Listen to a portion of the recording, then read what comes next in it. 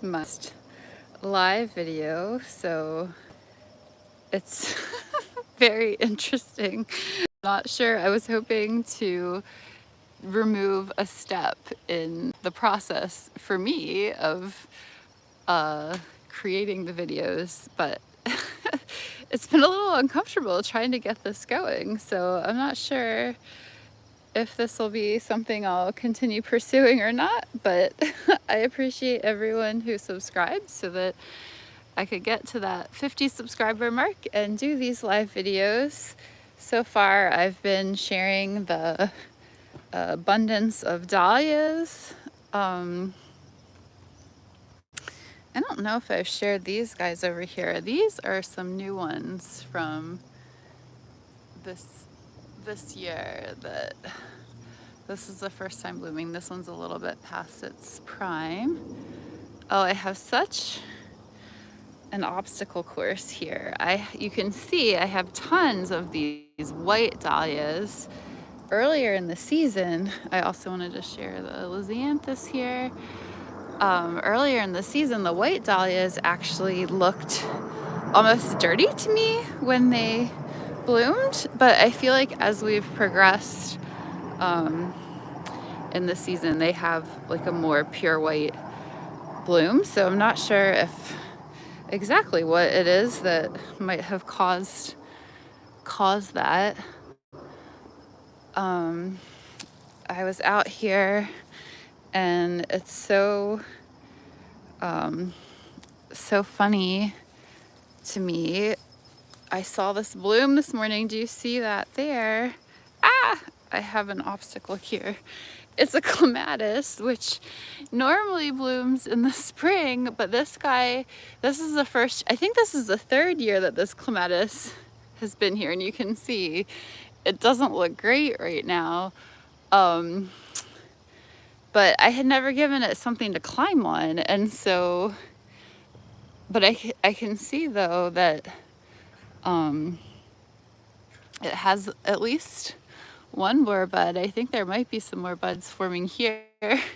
So it's just kind of funny to see this plant that I was so excited about, but it's just blooming out of season. So you can see here, so my big project for this fall is to realign all of the beds. I think I'm going to end up with about as much bed space, but I'm just going to have aisles in between that are a little make everything more accessible. Now here, this is one of my favorites. It's cardinal flower. It's not blooming in profusion this year, but it was I cut back all the yarrow last week.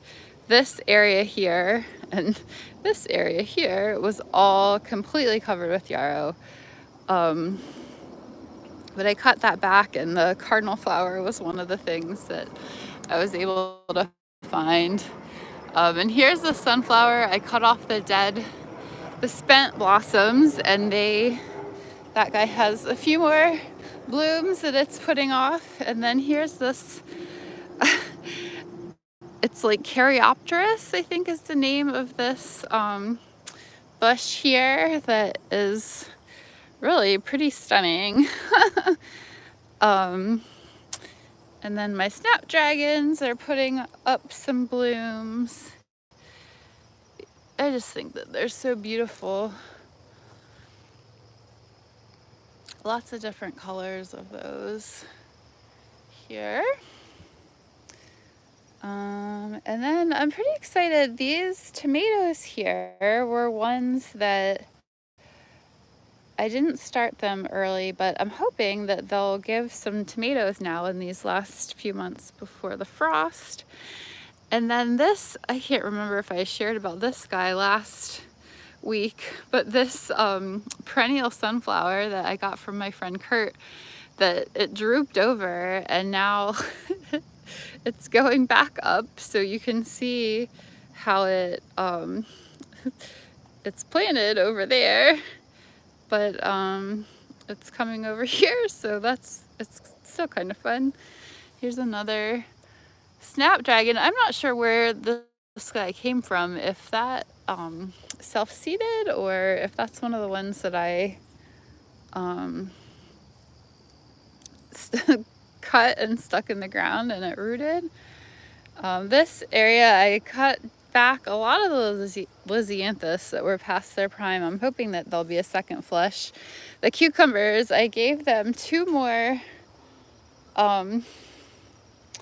trellises, tomato cages to climb on, because they just seem to not stop. They're just continuing to sprawl here. The one is coming this direction and then the other one is going, it's along the bed there, and then I gave it a trellis to climb, so that should be fun to see how that goes. I don't know if I've shared about these. There's these native, I think they're a native geranium. I think jewelweed is also a name for that. It's funny because before my friend Kurt told me what they were, I called them swamp weeds. But once he told me they were native, then it made me much more likely to want to leave them. They're taking over a bit though, so I might try to kind of concentrate them in an area for next year. And then here, I don't know if I've shared, this is all asparagus that I started from seed. I ended up putting it in that big, I forget what it's called now, the cloth pots. And I'll probably try to get that in the ground this fall. And then this is kind of a wild area. Oh my goodness, I saw another cucumber. It's so crazy because I picked 5 cucumbers yesterday. Oh, here's my straw flower. These guys are so interesting because they seem to open and close with the daylight. I also have some scabiosa forming. The other scabiosa that I had was planted, I feel like it got too much shade. Oh my goodness, look at this cucumber here. I hadn't seen it until now. It's the longest cucumber that I've had. I picked 5 yesterday. Oh my goodness. Ugh.